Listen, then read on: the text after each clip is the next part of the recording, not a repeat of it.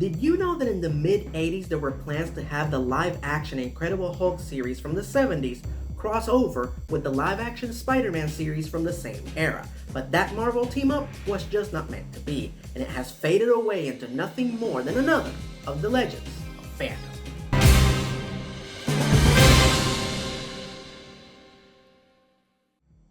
Greetings fanboys and fangirls, I'm Erod and I'm the Blockbuster Buster, and welcome to Legends of Fandom, where we talk about the fanboy films and shows that almost happened. Now, while in the 60s Marvel was all about creating new and innovative comic book titles, in the 70s they were all about licensing those new and innovative comic book titles for adaptations. This yielded two major hits, the Incredible Hulk series starring Bill Bixby and Lou Ferrigno, and Spider-Man. Nope, not that one, that one. Sadly, while the original Spider-Man animated series was a magnificent hit, the original live-action series was not. But not for the reasons that you might think. While the show did get steady ratings, the network was dissatisfied with the demographic that it was attracting: children.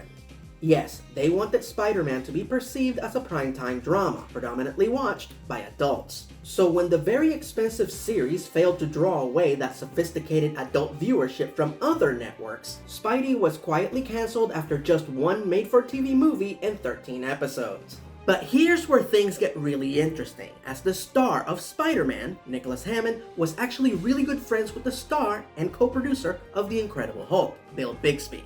After The Incredible Hulk ended in the 80s, Bill Bixby fell into some hard times and desperately needed a new project to work on for both financial and mental health reasons. So, along with the creators of The Incredible Hulk, he worked out a deal with CBS to produce 3 Incredible Hulk made-for-TV movies, which he would direct himself and had the potential of reviving the series. During a friendly phone call with Nicholas Hammond, Bill Bixby casually shared the details of his 3 Hulk movie deal with him. And this is when Bill Bixby made the suggestion that nearly led to one of the greatest crossovers of all time. What if Spider-Man was in one of these movies? Now, CBS was 100% down for this. After all, having 2 of the most popular Marvel heroes of all time in the same made-for-TV movie held a great deal of marquee value. In fact, it was this prospect of having Spider-Man guest star that inspired them to try and include a superhero guest star in all 3 of the movies, with the original lineup being Spider-Man, Thor, and She-Hulk. There was just one little itty-bitty little problem.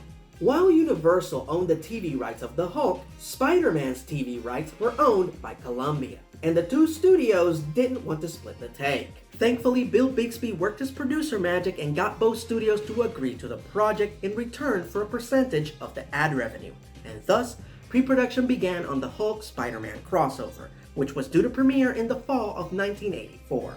According to Hammond, one of the main motivations for him wanting to return to the role was that in his show he didn't actually get to play Spider-Man. Yes, he played Peter Parker, but the person in the Spider-Man suit was always a stuntman. A silent, uncharismatic, but incredibly brave stuntman. Nicholas Hammond wanted to play the fast-talking, smart-ass Spider-Man from the comics, and he also wanted to try and do some of the stunts himself, but none of the wall crawling or web slinging, because Nicholas Hammond is afraid of heights. I'm not kidding.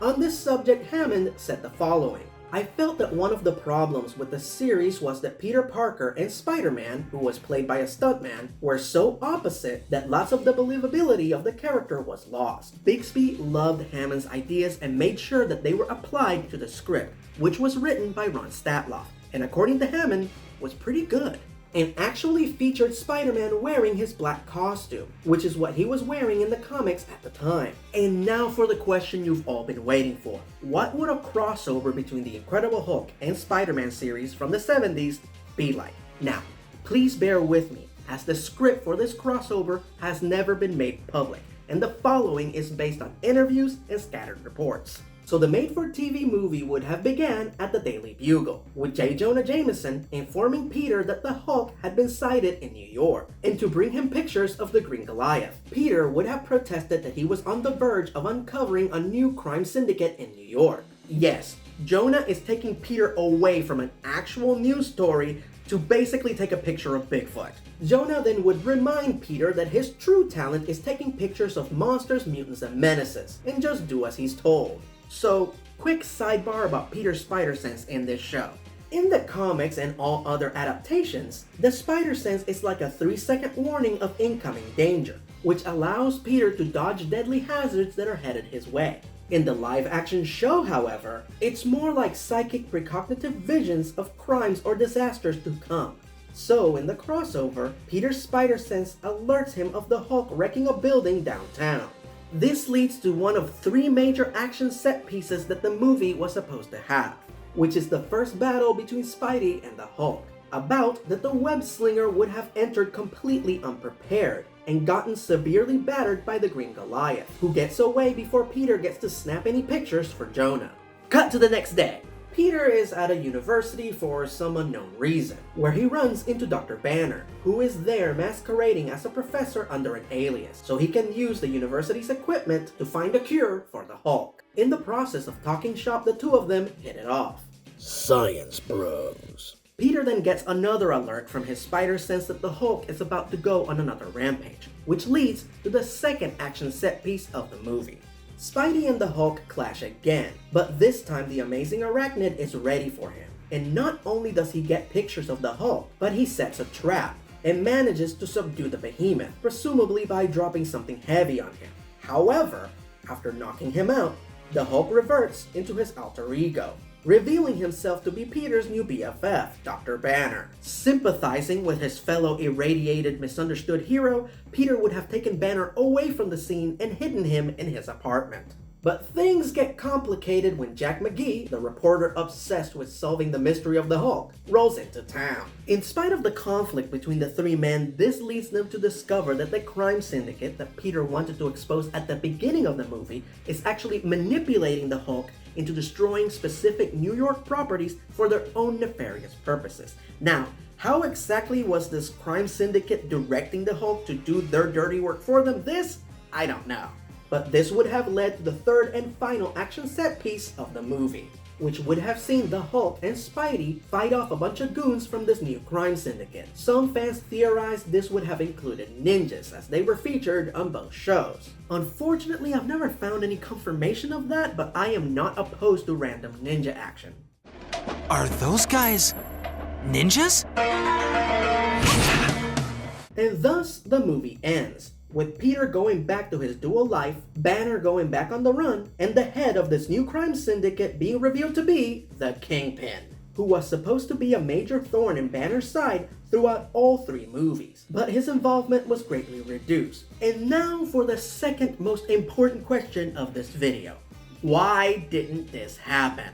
According to Nicholas Hammond, about a week after he got to read the script, Bill Bixby called him with the unfortunate news that the crossover had been cancelled. Apparently, one of the caveats for Universal agreeing to play ball was that Lou Ferrigno would return as the Hulk. And allegedly, Ferrigno was unavailable as he was busy filming Hercules in Italy. However, Lou Ferrigno confirmed in his autobiography, My Incredible Life as the Hulk, that was bullshit, and he was never asked.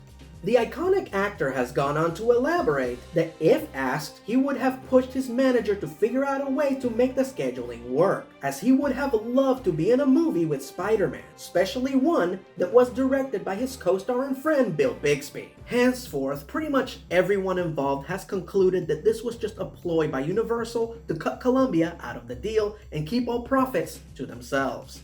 About 2 years later, New World Pictures would buy the Hulk's TV rights from Universal and move forward with the project.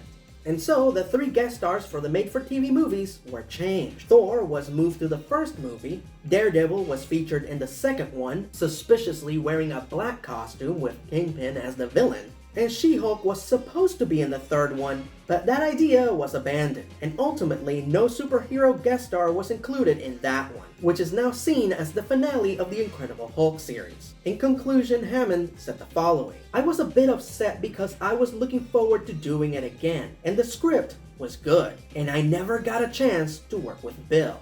A shame, really."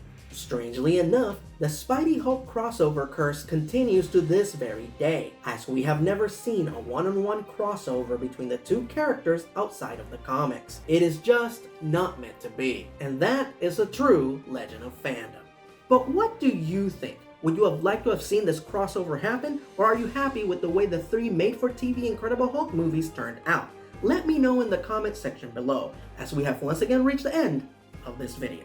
So, do you know of any fanboy films or shows that almost happened? Let me know at erod@inbox.com. And who knows, your suggestion might just end up being the topic of the next Legends of Fandom. Until then, I'm Erod, and I'm the Blockbuster Buster.